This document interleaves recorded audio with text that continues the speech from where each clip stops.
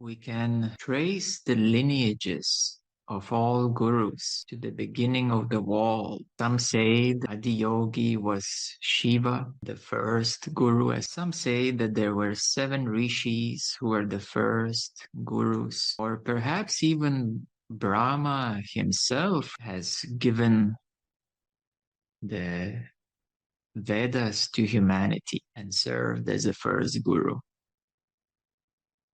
However, this story goes much, much deeper or much, much higher. Who was the first guru of all gurus in all universes, multiverses, beyond even Earth history?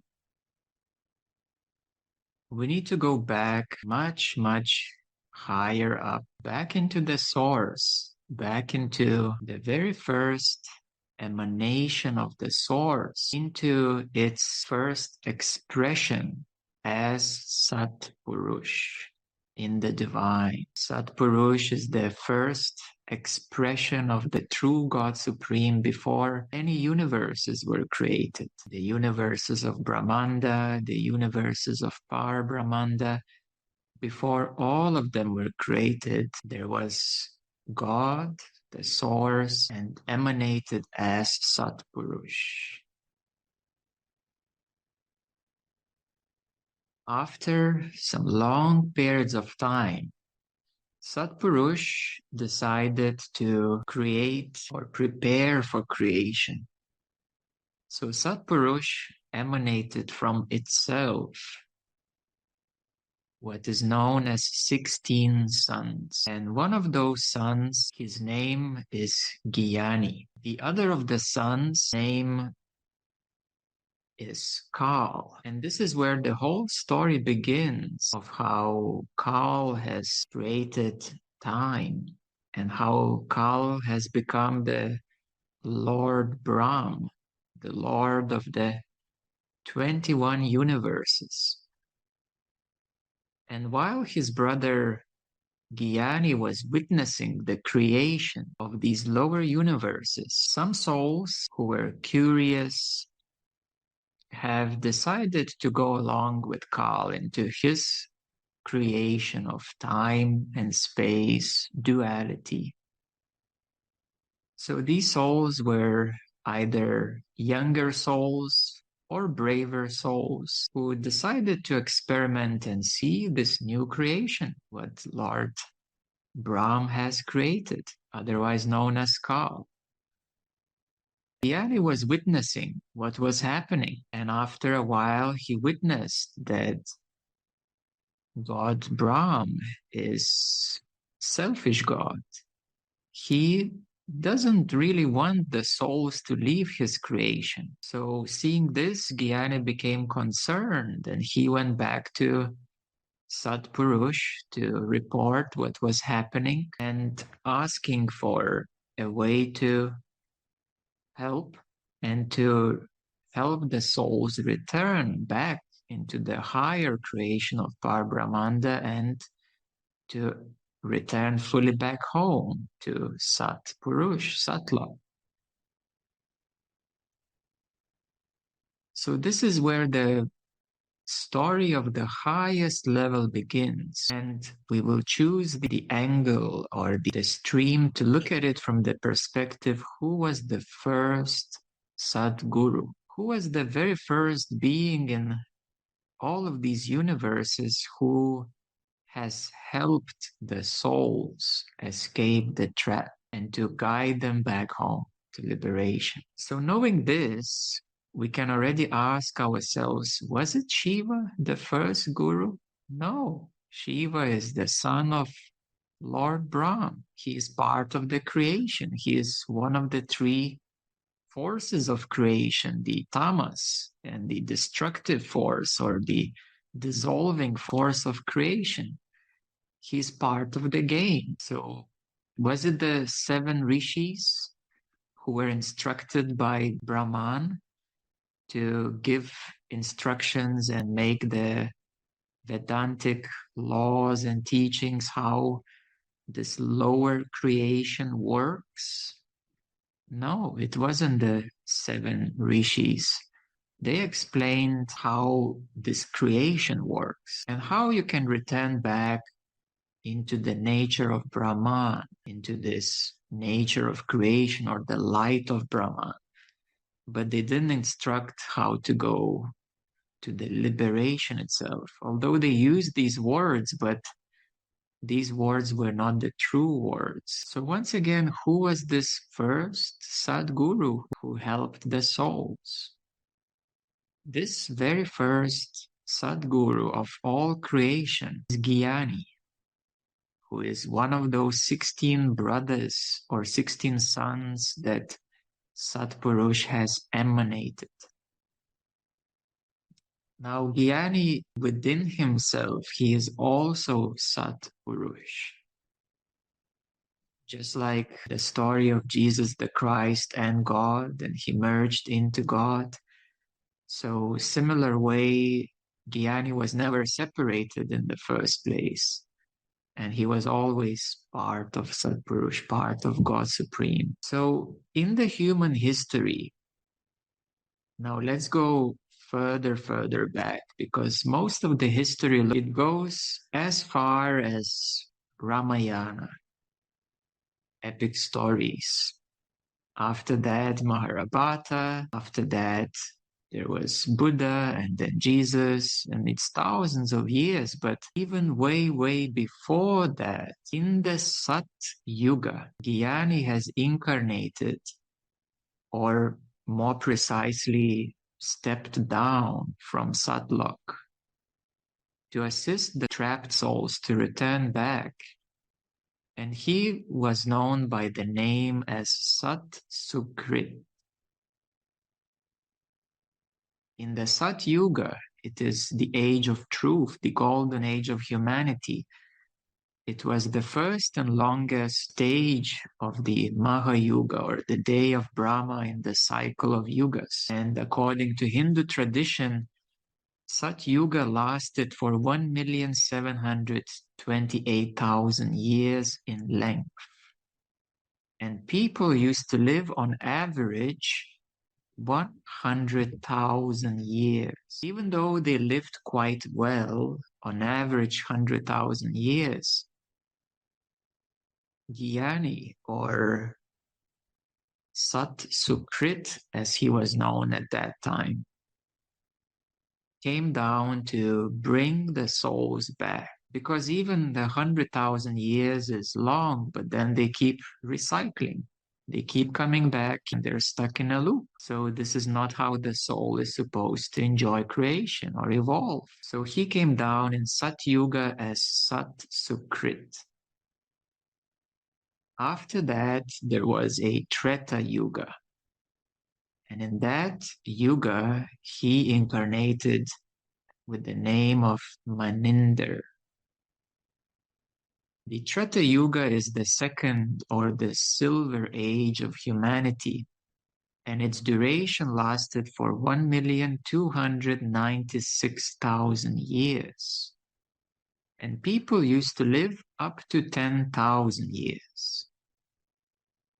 Vishnu incarnated as an avatar during that age as a Lord Rama, and the traditional events of the Ramayana took place in this Yuga called Treta Yuga. So that's where now we start getting some historical background that Ramayana happened in Treta Yuga. It was a long period, and it ended with the great battle and with the stories of Lord Rama and Sita and Hanuman and all related events that occurred during that age. In that age, Gyani, as I mentioned, he stepped down again as Maninder, and he helped the souls to go back all the way up to Satlok. He was the Satguru of that age.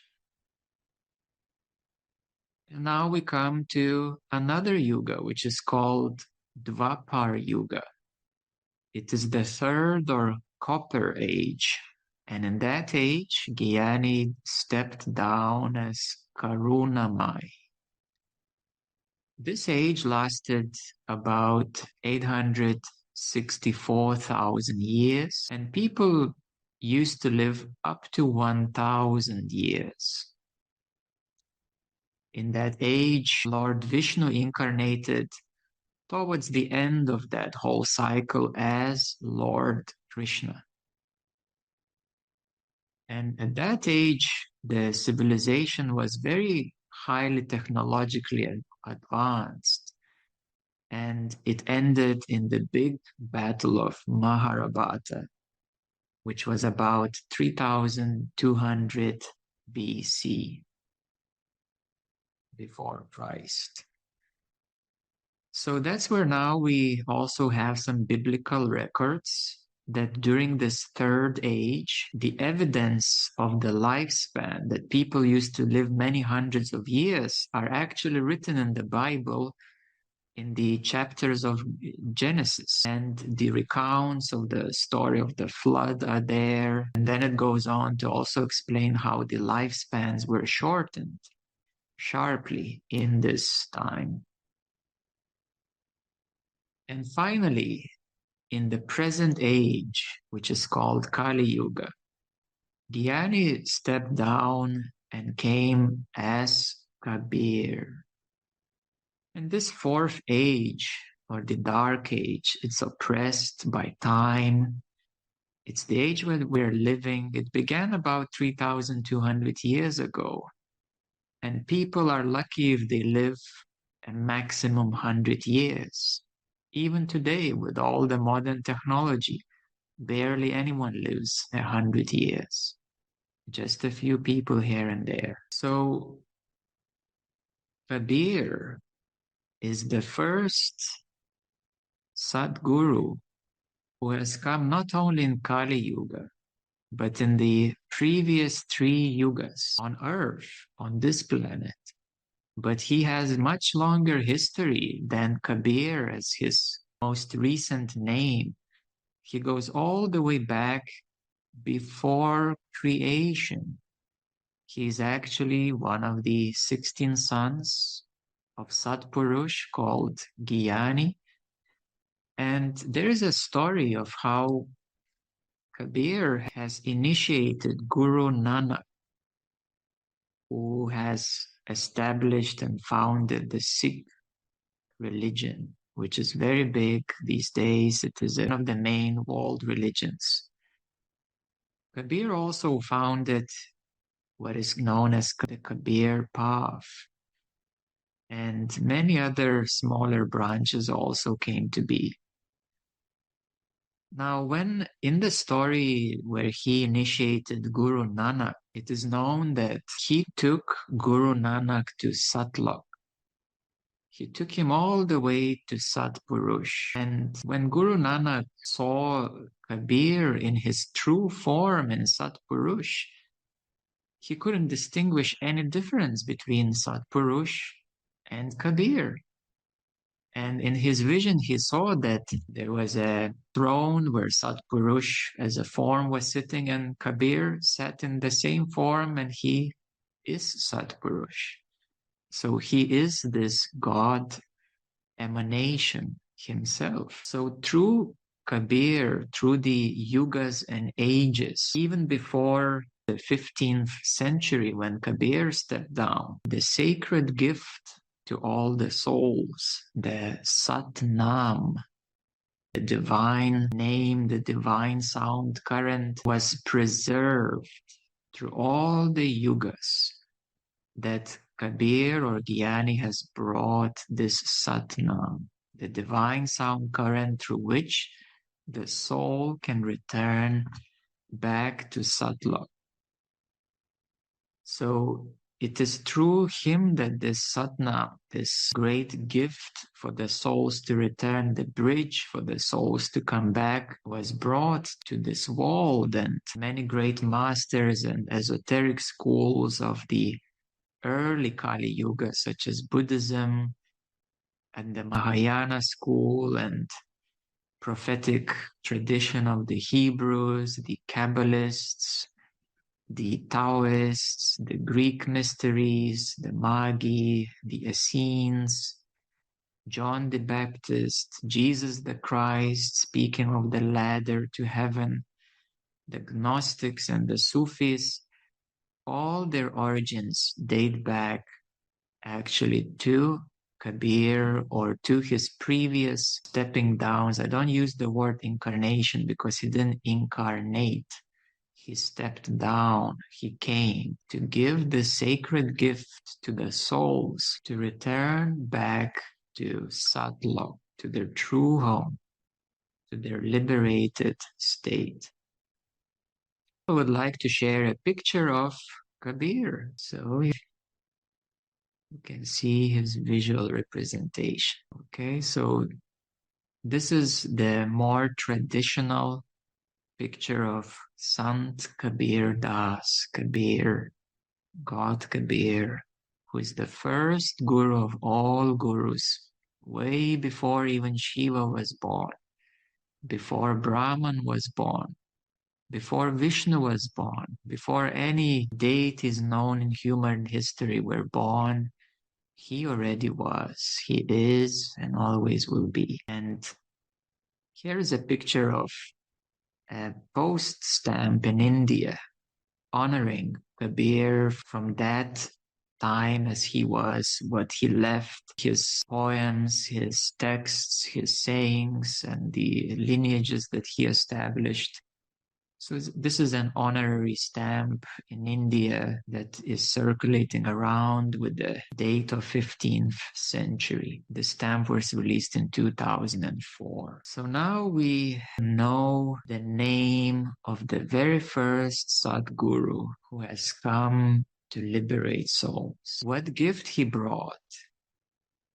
He brought the sacred name and connection to the divine stream for the souls to go back up. This divine stream is known as Nam or Bani, divine light stream, divine sound stream, or we use it as a column of light or the river of sound. And through this gift, all the gurus, the Sadgurus, can assist the souls to go back up. And this lineage has been unbroken to this day, because if this lineage would be broken, then there would be no true Sadgurus on earth. Then the earth would burn into fire. All the people would go mad, and this would look very, very bad if there was no light and no present Sadguru on earth. So all throughout these ages, yugas, it was Kabir, or in his earlier names, in his highest name as Gyani or Sat Purush, has brought this Shabd or Nam or divine sound and light current. And this is how souls realign back to this divine sound current, to the Shabd, to the Nam, and they travel back up.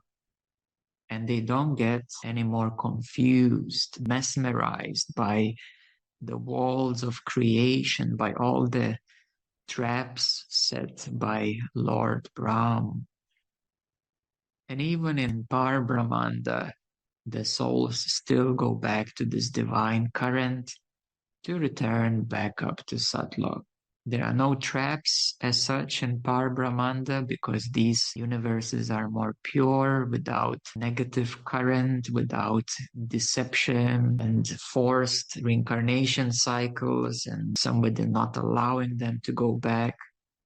So in Para-brahmanda is much more smooth and beautiful and balanced, and the soul simply, with the guidance of Sadgurus, they go back to the divine stream and go up back to Satlok, to their true original home, which is beyond creation.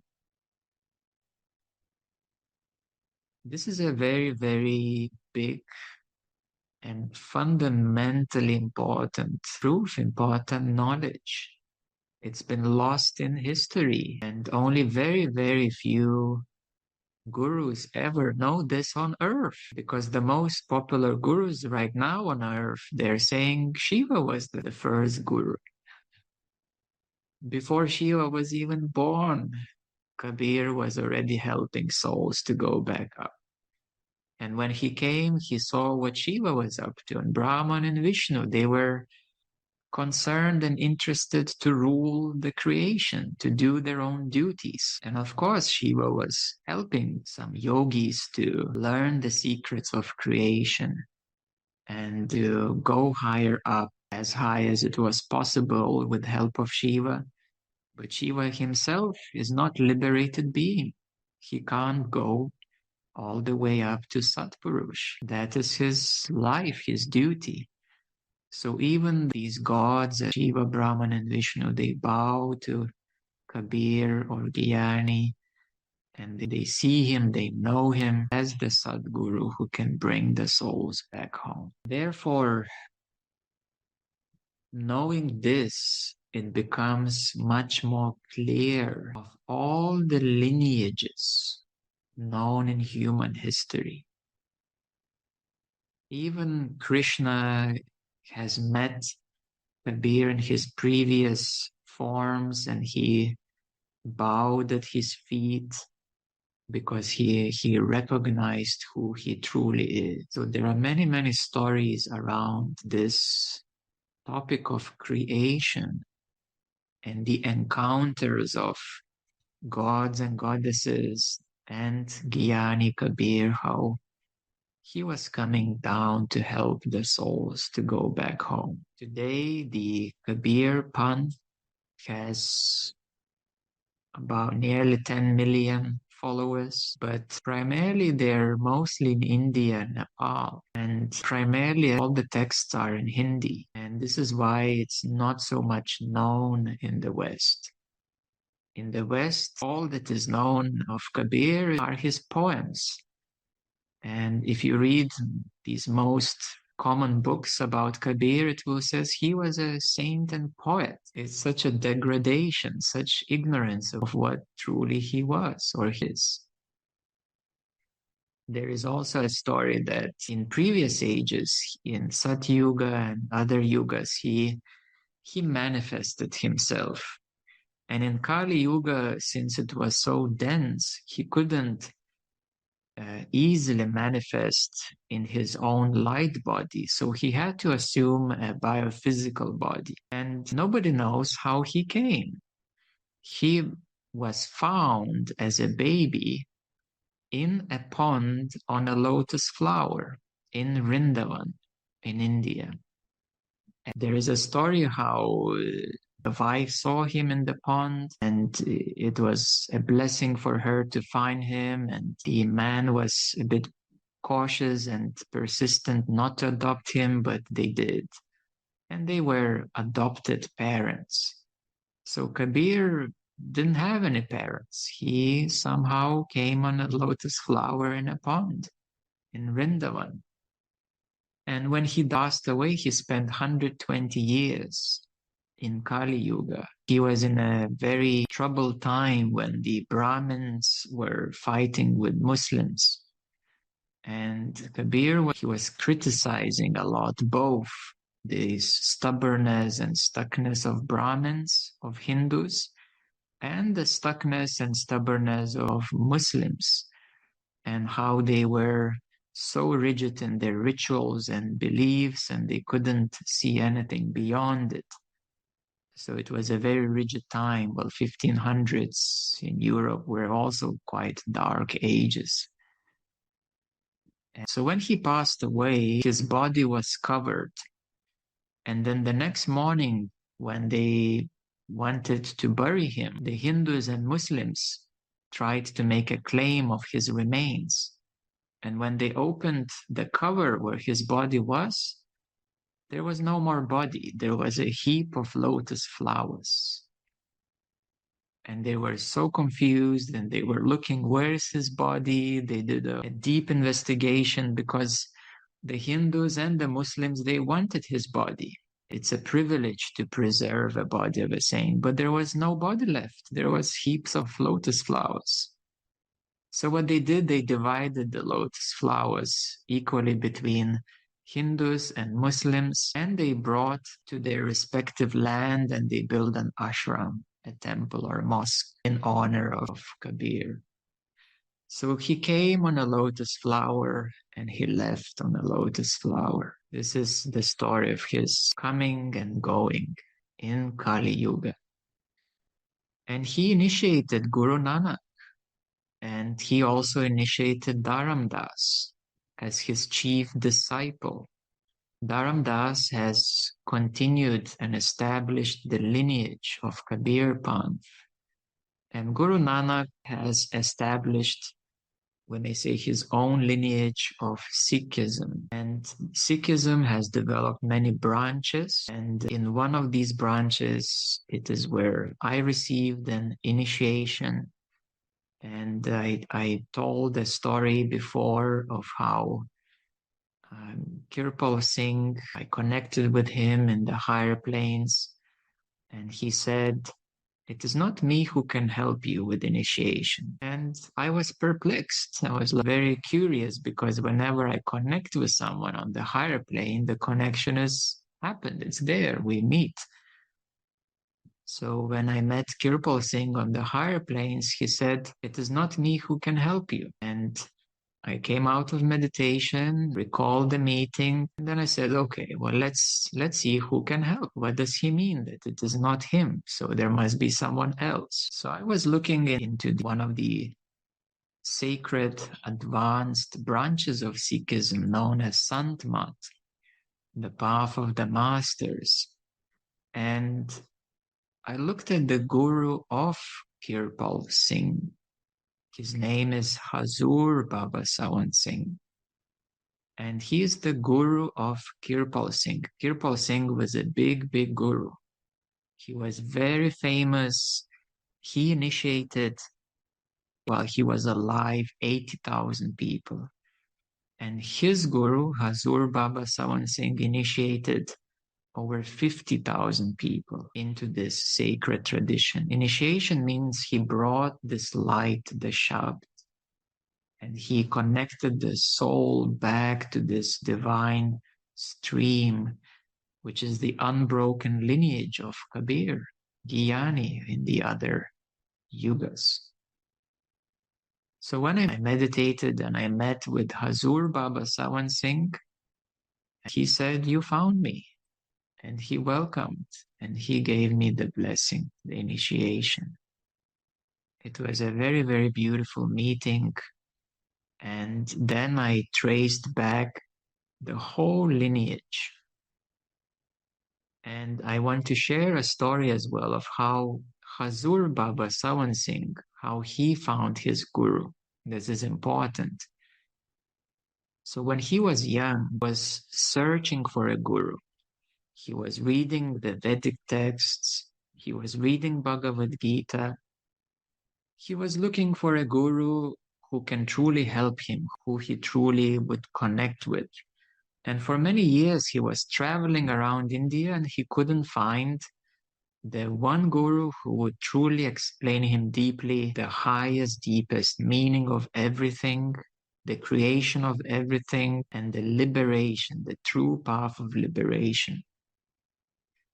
And one day, his friend said that there is a famous Sikh guru who is in town and he's giving lectures, satsang. And his friend said, "You must come." So Hazur Baba Sawan Singh said, "Okay, I'm gonna go and see this guru who is visiting the town." And he went to his satsang and he was sitting there. And the second or third satsang, he started asking questions about Bhagavad Gita, about Vedas and other sacred Hindu texts. And that guru told him, "You must read the Ocean of Mercy and Love, the book of Kabir. You must read that book and you will understand." And Hazur Baba Sawan Singh said, "Okay, I'm going to read this book." And he read it and he then realized this story of creation, and the story of Kabir, how he descended from Satlok to help the souls, and he was convinced. And he stayed with that guru, he got initiation, got self-realization and liberation. And Hazur Baba Sawan Singh became a very, very big guru in India in the Sikh tradition. So he directly initiated me, and also I'm connected to other gurus of that lineage, even in physical, of which I will share in future.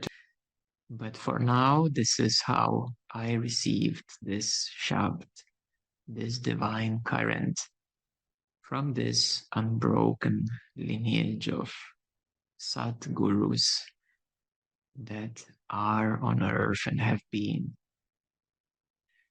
And in some meditations, when I went into Satlok, I saw the gateway Kabir or Gyani, and in my vision, he was like millions of fountains of golden light showering at the entrance into Satlok.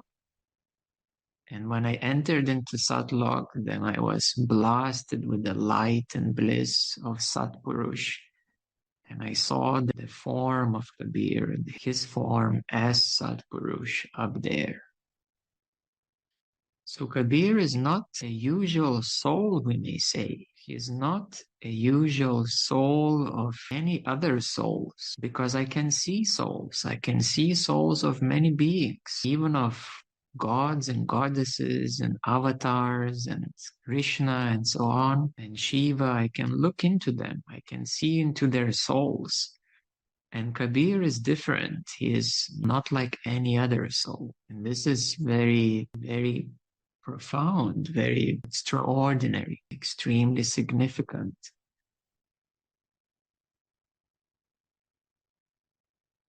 So this is how we trace all the lineages back up. And I have traced many lineages, associated lineages of Sikhism and Santmat and Krishnaism and Buddhism and Christianity and Islam and so many other yogic lineages. I looked into many, many gurus and their lineages and how they all go back. Many go back all the way to the 7 rishis, and they came from the form of Brahman. The 7 rishis were born from Brahman. They're the children of Brahman. And this is how these Vedantic Hindu lineages formed on earth in the human history. So therefore, in the future satsang to come, we will look at these various lineages, and we will look at their famous gurus and their ways. So as you may have figured by now that it is not so simple after all, that there is only non-duality and that's the only thing there is, or there is only bhakti yoga or jnana yoga, or only this or only that. And of course, these all traditions are branches of the one big tree. And at the very roots of this big tree, the very seed of this tree is Kabir, Gyani, Sat Purush, going all the way up. So this is the biggest gift that has been brought down to humanity. Even Jesus mentioned that Lord has many cords and there's a ladder to climb up. And Kabir was the first being who has descended from Satpurush to assist the souls, and then connected many advanced souls to this Shabd or the divine current, so that more and more souls can be helped to return back to liberation, true home. This is why in the Advancement of Spiritual Teachers chart, Sant Kabir Das, his advancement, it cannot be even numbered. It's infinite. As I said, he is not a common soul. He's not even an extraordinary soul. He is so different from any avatars, any gods and goddesses and lords and gurus, that it is infinite by the truest meaning of this word. Since we returned recently from India, I would like to share special places that we visited. For example, we visited Avatar Meher Baba Samadhi and Sai Baba of Shirdi, who is extremely well known in India in his more recent incarnation known as Satya Sai Baba. We visited the perfect masters, Hazrat Babajan and Upasani Maharaj. Their life stories are very remarkable. And we have posted blog post articles about them. And in Rishikesh, Haridwar near Rishikesh, Ananda Mahima, in the previous visits, Ramana Maharashi's Samadhi Ashram. We visited the birthplace of Krishna, Vrindavan, and the avatar incarnation of Hanuman. His name is Neem Karoli Baba.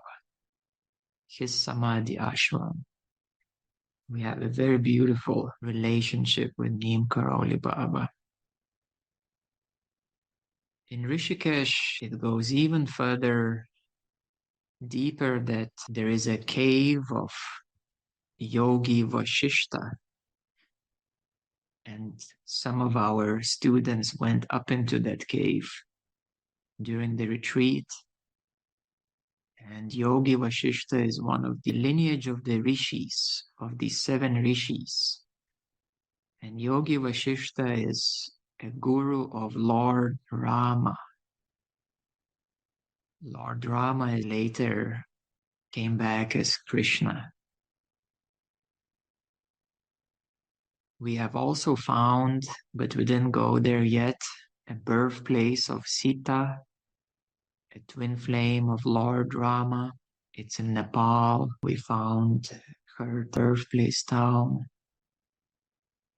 There is a whole big story how she was kidnapped and rescued in Sri Lanka. So these and many more sacred divine beings, gods and goddesses, in Europe, of course, Jesus was traveling across Mediterranean, and he visited Malta as well. There are records of that. And his chief disciple, St. Paul, has crashed with his ship. It's known as St. Paul's Bay, Malta. Leon has lived there for a while. In the Greek mythology, it is the Greek islands, and Malta also played a key role. And currently, the Mahachohan, the supervisor of the 7 Chohans or lords of the 7 rays, he has lived in Gozo, which is just 10 minutes drive from where we live now. And that's where he wrote in his previous life. He was incarnated as Homer of the epic of Iliada.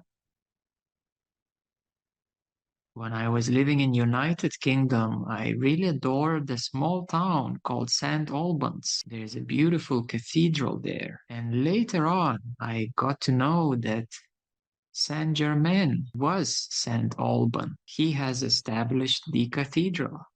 He was the saint of St. Albans. The town is in his honor, in his name. When we were also with Leon in the Glastonbury, we connected with Saint Germain himself. His presence, his love just poured forth. In one of the abandoned cathedrals, there's a museum right now. There are so many stories of our visits, encounters with these beings that one day we will have to write a book about it. We will gather all these memories and all these encounters of our pilgrimages around the world. There are so many stories to say that I don't know if it would fit in one book even. But over time, we will make some efforts to put it all together. So therefore, we are never alone. We're part of this great network of divine souls tracing all the way back to this first original Satguru, Kabir. Knowing this fundamental history, it paves the way for you to understand every lineage on earth, every spiritual tradition on earth, and events that occurred on earth. In the Kabir Panth, there's so much documentation that, of course, it takes a long time to look through it all. And a lot of it is in Hindi. However, over the coming years, we will bring these texts and stories and accounts to explain the big history of the souls, how they came all to earth. And no matter if the souls have come from other famous constellations, all the souls have come into this whole universe, which is creation of Brahm, Lord Brahm, 21 universes and so on. So it is a galactic history. It is a universal history. It is the history of Brahmandas and Para-brahmandas, and the history of the Satlok itself. This is how big this topic is.